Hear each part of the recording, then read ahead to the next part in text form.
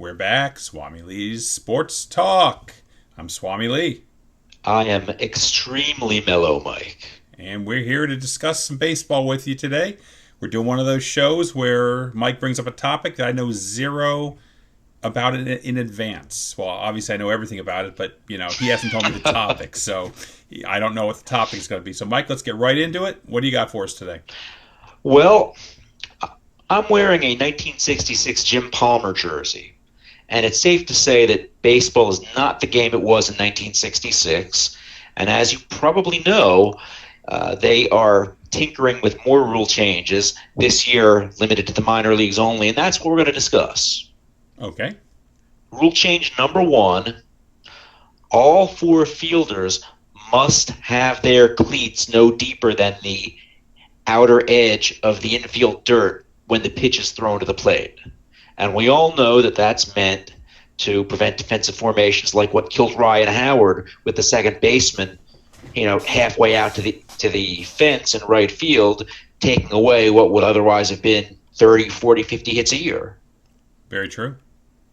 Personally, I think So, he should have been able to adjust and hit to somewhere else.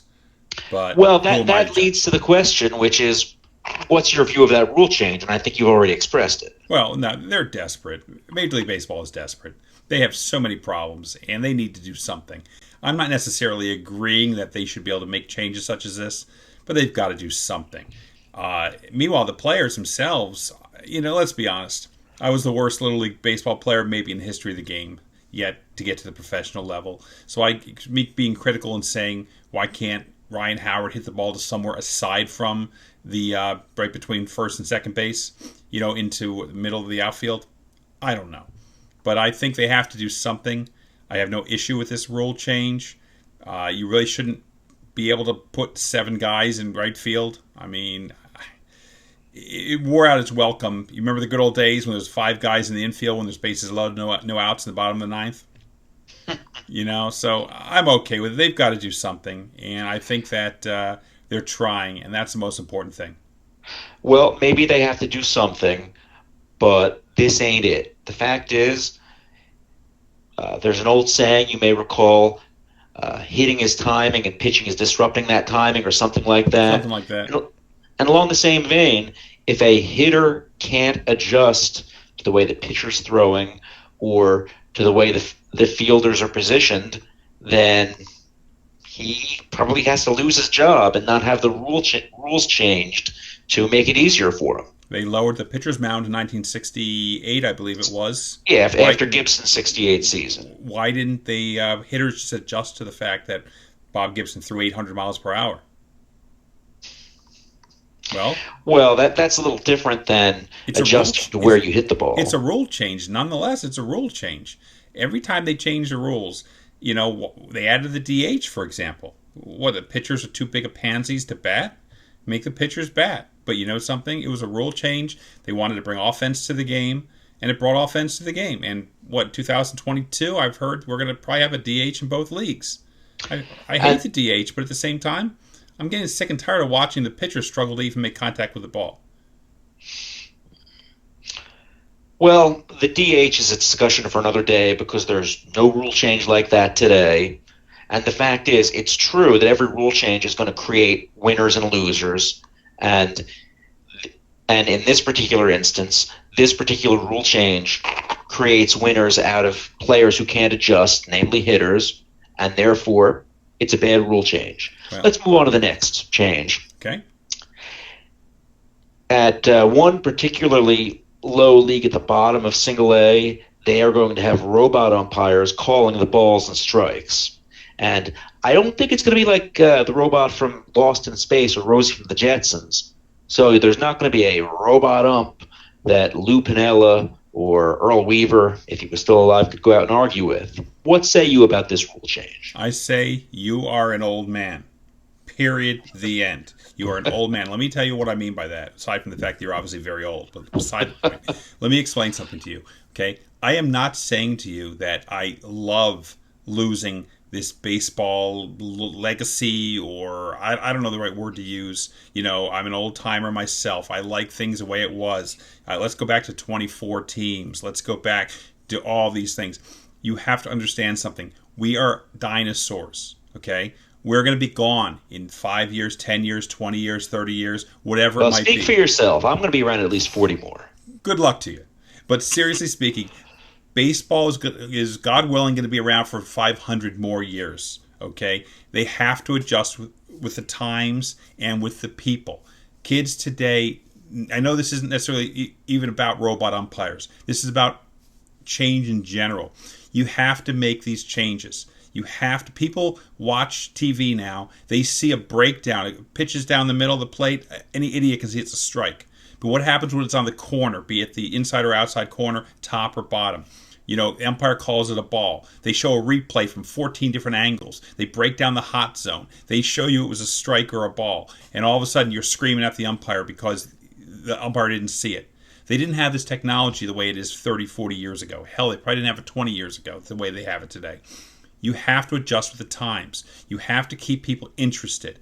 People don't want to see inaccuracies. Do I want to see robot umpires? I do not. Do you think Major League Baseball cares what I want to see? They do not. They care about the incoming generation. No, hold on.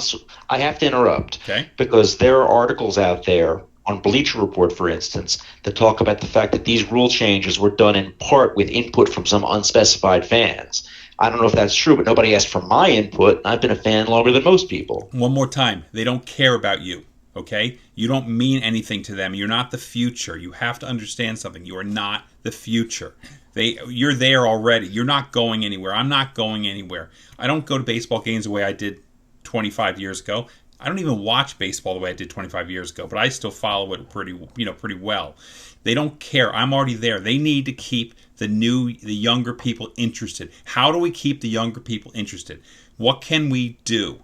And again, I'm not saying I even like these changes, but I understand these changes. I know why they have to make these changes, and they have no choice to make these changes. And that's what you have to understand. Not that these changes are a great idea, because robot freaking umpires, it takes a human element out of the game. But let me tell you something. Replay. Were you a fan of replay when it was first brought in? What did you say? Did you say I want replay, or did you say no, let the game play out the way it plays out? No, actually, what I said was, assuming you implement it right, it's a good thing because it's going to make for more calls gotten right, which is what people want to see. Isn't a robot umpire going to do the same thing? Isn't a robot umpire going to get more calls accurate?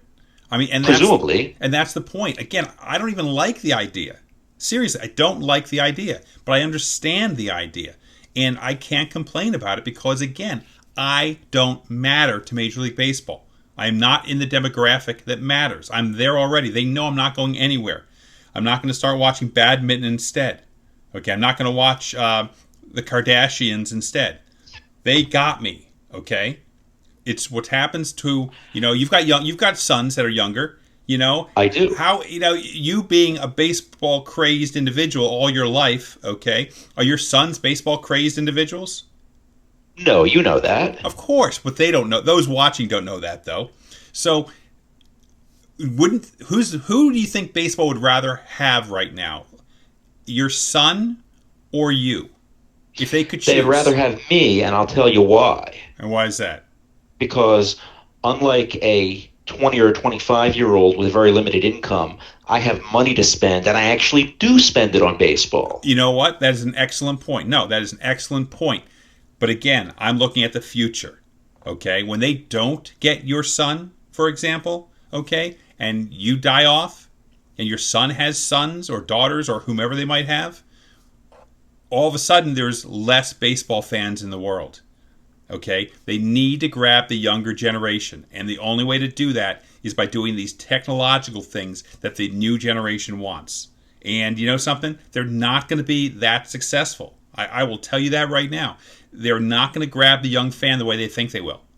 It is just not going to happen. Baseball is in trouble. Not tomorrow, not 5 years from now.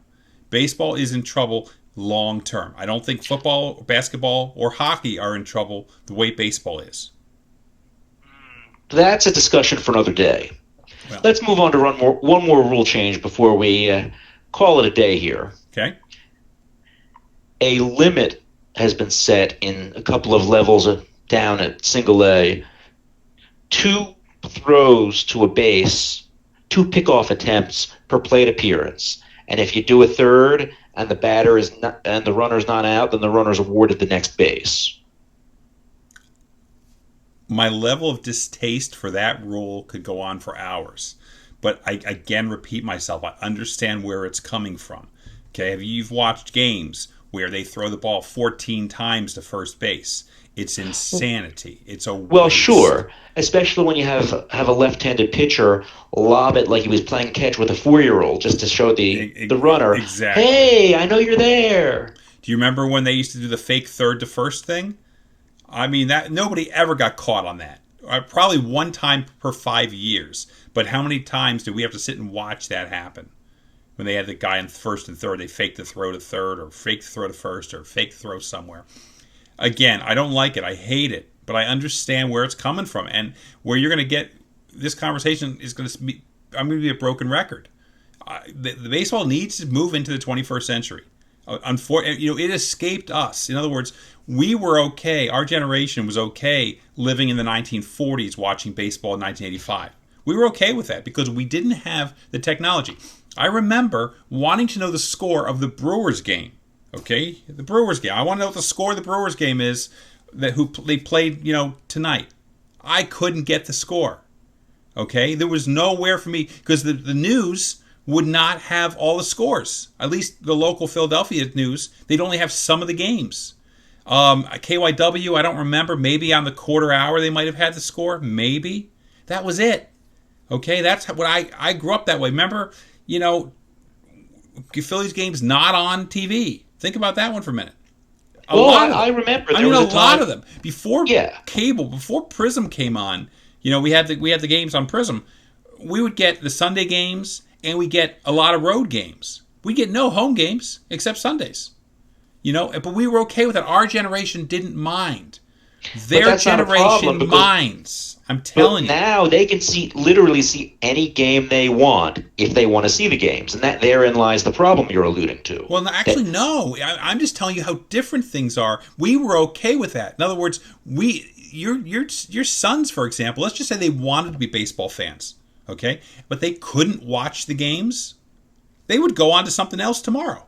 But they can if they want to. Right, but what I'm saying to you is they wouldn't have, in our generation, okay, if we had the same things available today that we had in our generation, they would lose a ton of fans. Okay, I mean, I'm down here in Florida. We have the baseball package. We see almost every Phillies game. They black out, I think, the Braves game sometimes or something like that. But again, back in the day, what I'm trying to say is this generation today would not have stuck with baseball with the 1980-something rules that we had to deal with between the TV, the radio. I want to know the score of the Brewers game. I just go on the internet for 30 seconds. Listen. We're talking about changes on the field. The fact is, you're talking about the business side of things. And if the business side of baseball doesn't adapt, then unfortunately it deserves to die out. And that's what it's trying to do. This is all because of business. None of this is for any other reason than they've been told the games are too long and they're too boring. Okay? And watching a pitcher throw to first base 11 times because there's a fast runner on first base is boring. Nobody wants to see it. Okay? But we didn't mind because when we went to a baseball game, we sat back, we enjoyed ourselves expecting to be there for 3 hours or more and didn't care. Okay? That's not the way things are today. I'm not saying I like that about it. I want to be clear. I'm not a fan of this. But it's what we have to deal with for baseball to survive. If you remember 35 years ago, football was not as big as it is today. I mean, it just wasn't. It didn't have the names the same way it had names today. Rookies didn't come out and be, beasts in their first 6 games. You wouldn't know the name of the Rams first-round pick unless he was Dan Marino or John Elway. Things have changed. Football is taken over. Basketball is international. Basketball is all over the world. Baseball used to be like that. Nobody cares anymore. They need to do something. I am not, again, I've said this, I've sunk a broken record. I don't agree, I don't like any of these rule changes, but I understand every single one of them, and I know why they're doing it. And I agree they have to do something. Now, is this the right thing? I do not know that. But they have to try, and that's why they're trying in the minor leagues. They're not trying it in the major leagues. Okay? That rule, I don't even know. Is that dumbass rule about second base in extra innings still going? I think it is. That's horrendous. That is horrendous. That could be the worst rule in the history of baseball. Okay? That is such a stupid rule. I wish I could go on for an hour. Just how stupid that rule is. Well, Swami, I think a discussion for another day is what is the most stupid rule in baseball? It's that. And it's over. That's it. That could be in the running. I just saved us a whole show. That is the stupidest rule in the history of baseball. Okay? Just be aware. Well, that's a challenge. You've just posed a challenge that I will meet in the near future. Yeah, before the start of the regular season. Good luck. That's all I have to say to you. Good luck. And all I have to say is to the viewers, that's all we got. Well, thank you so much for watching. We appreciate that. Tune in for the next episode of SwamiLee's Sports Talk. In the meantime, I'm SwamiLee. I am a little bit less mellow, Mike. And we will see you next time around. Thanks for tuning in. Bye-bye.